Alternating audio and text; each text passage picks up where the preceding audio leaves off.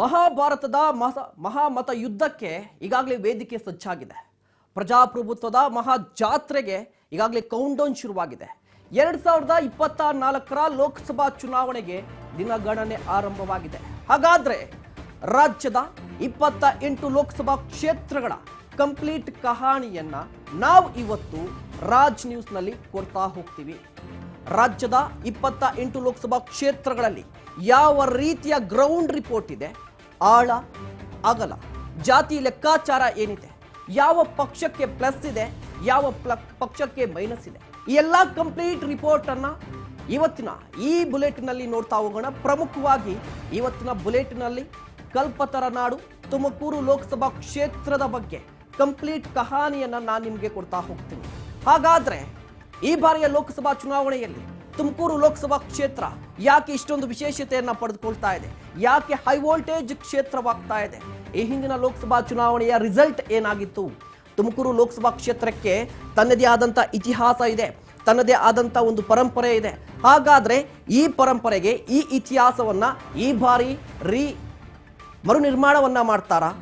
ಈ ಎಲ್ಲ ಲೆಕ್ಕಾಚಾರಗಳು ನಡೀತಾ ಇರುವಂಥದ್ದು. ಯಾಕಂದ್ರೆ ಈ ಬಾರಿ ಶತಾಯ ಗತಾಯ ಕರ್ನಾಟಕದಲ್ಲಿ 28 ಲೋಕಸಭಾ ಕ್ಷೇತ್ರಗಳ ಪೈಕಿ 20 ಗೆಲ್ಲಬೇಕು ಅಂತ ಕಾಂಗ್ರೆಸ್ ಒಂದು ಕಡೆ ಲೆಕ್ಕಾಚಾರವನ್ನ ಹಾಕಿದೆ, ಮತ್ತೊಂದು ಕಡೆ JDS BJP ನಾವು ಕ್ಲೀನ್ ಸ್ವೀಪ್ ಮಾಡ್ತೀವಿ, 28ಕ್ಕೆ 28 ಲೋಕಸಭಾ ಕ್ಷೇತ್ರಗಳನ್ನ ನಾವೇ ಗೆಲ್ತೀವಿ ಅಂತ ವಿಶ್ವಾಸವನ್ನ ವ್ಯಕ್ತಪಡಿಸ್ತಾ ಇದೆ. ಒಂದು ಕಡೆ 20 ಲೋಕಸಭಾ ಕ್ಷೇತ್ರಗಳಿಗೆ BJP ಅಭ್ಯರ್ಥಿಗಳನ್ನ ಫೈನಲ್ ಮಾಡಿದೆ, ಮತ್ತೊಂದು ಕಡೆ ಕಾಂಗ್ರೆಸ್ 7 ಲೋಕಸಭಾ ಕ್ಷೇತ್ರಗಳಿಗೆ ಅಭ್ಯರ್ಥಿಗಳನ್ನ ಘೋಷಣೆ ಮಾಡಿದೆ. ಇಲ್ಲಿ ಎರಡೂ ರಾಜಕೀಯ ಪಕ್ಷಗಳ ಪಟ್ಟಿಯನ್ನ ಗಮನಿಸಿದ್ರೆ ಒಂದು ಸಿಮಿಲಾರಿಟಿ ಇರುವಂಥದ್ದು, ಗೆಲ್ಲುವ ಅಭ್ಯರ್ಥಿಗೆ ಗೆಲುವೊಂದೇ ಮಾನದಂಡವಾಗಿರುವಂಥದ್ದು. ಈ ಲೆಕ್ಕಾಚಾರವನ್ನು ನೋಡಿದ್ರೆ ತುಮಕೂರು ಲೋಕಸಭಾಕ್ಕೆ ಈಗಾಗಲೇ ಅಭ್ಯರ್ಥಿಗಳು ಕಾಂಗ್ರೆಸ್ನಿಂದ ಯಾರು ಅಂತ ಘೋಷಣೆಯಾಗಿದೆ, ಮತ್ತೊಂದು ಕಡೆ ಬಿಜೆಪಿಯಿಂದ ಯಾರಂತ ಘೋಷಣೆಯಾಗಿದೆ. ರಂಗೇರ್ತಾ ಇದೆ ಅಖಾಡ. ರಾಜ್ ನ್ಯೂಸ್ ನಲ್ಲಿ ಲೋಕ ಕದನ.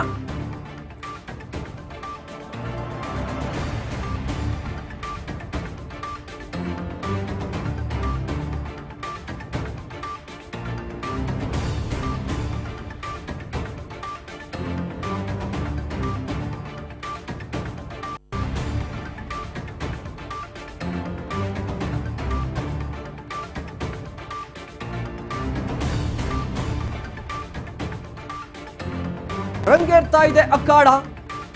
ರಾಜ್ನಲ್ಲಿ ಲೋಕ ಕದನ ದರ್ಶನ ಇವತ್ತು ಮಾಡ್ತೀವಿ. ನಿಮ್ಮ ರಾಜ್ ನ್ಯೂಸ್ ನಲ್ಲಿ ರಾಜ್ಯದ 28 ಲೋಕಸಭಾ ಕ್ಷೇತ್ರಗಳ ಸಂಪೂರ್ಣ ಚಿತ್ರಣವನ್ನ ಕೊಡ್ತೀವಿ.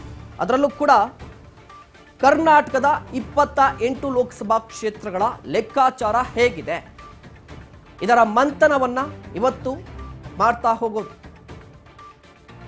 ಈಗಾಗಲೇ ಅಭ್ಯರ್ಥಿಗಳು ಯಾರು ಅಂತ ಒಂದು ಕಡೆ ಗೊತ್ತಾಗಿದೆ, ಪಟ್ಟಿ ರಿಲೀಸ್ ಆಗುವಂತಹ ಸಂದರ್ಭ ಇರುವಂಥದ್ದು.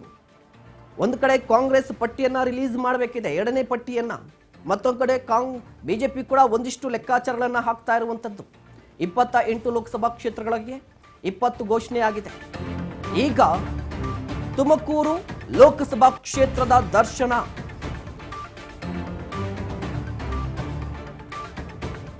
ಕಲ್ಪತರು ನಾಡಿನ ಲೋಕಸಭಾ ಅಖಾಡದ ಆಳ ಅಗಲ.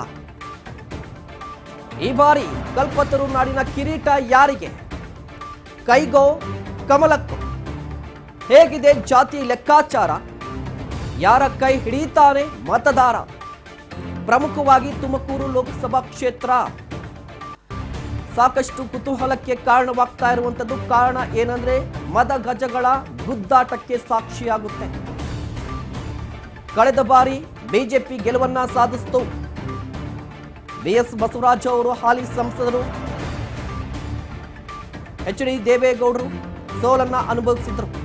ಅತ್ಯಂತ ಅಲ್ಪ ಮತಗಳ ಅಂತರ, 13,000ಕ್ಕೂ ಹೆಚ್ಚು ಮತಗಳಷ್ಟೇ, 13,000 ಮತಗಳ ಅಂತರದಿಂದ ಕಳೆದ ಬಾರಿಯ ಲೋಕಸಭಾ ಚುನಾವಣೆಯಲ್ಲಿ ಬಿಜೆಪಿ ಗೆಲುವನ್ನ ಸಾಧಿಸಿತು. ಈ ಬಾರಿ ಹಾಲಿ ಸಂಸದರು ಬಸವರಾಜ್ ಅವರು ರಾಜಕೀಯ ನಿವೃತ್ತಿಯನ್ನ ಘೋಷಣೆ ಮಾಡಿದ್ದಾರೆ. ವಿ ಸೋಮಣ್ಣ ಅವರ ಸ್ಪರ್ಧೆ ಆಗಿದೆ ಬಿಜೆಪಿಯಿಂದ, ಕಾಂಗ್ರೆಸ್ನಿಂದ ಮುದ್ದ ಹನುಮೇಗೌಡರು.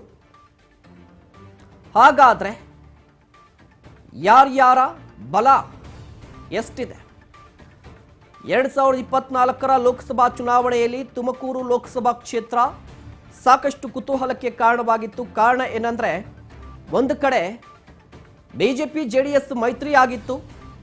ಈ ಕ್ಷೇತ್ರ ಯಾರ ಪಾಲಾಗುತ್ತೆ ಅನ್ನುವ ಒಂದು ಪ್ರಶ್ನೆ ಇತ್ತು. ಆ ಪ್ರಶ್ನೆಗೆ ಉತ್ತರ ಬಿಜೆಪಿ ಅಂತ ಬಂತು. ಬಿಜೆಪಿ ಸರಿ ಆದ್ರೆ ಅಭ್ಯರ್ಥಿ ಯಾರು?